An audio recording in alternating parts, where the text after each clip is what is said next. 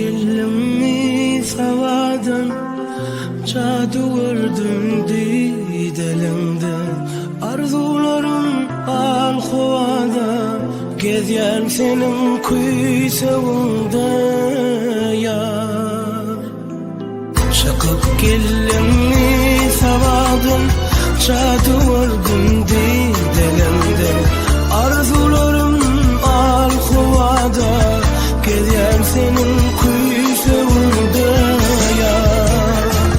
Gönlüm badı sabadanları Aşkım vardır didelerine Kanat verim havadanları Uçan batın kuysağına yar Duygularım tolkun tolkun Bir yanışkın deryasına Sargın bolup gönlün bağıtın Koyma beni feryadında Aşk deryası umman bolur Düşlep etsen sallarına Yar bakışı dünya olur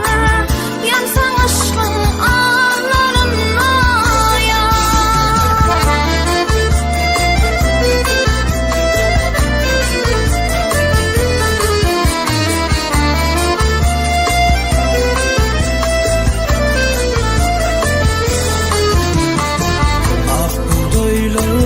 Şırdaşı bize başın arap durur Dağlar suyga sesim hoşu Alıslara karap durur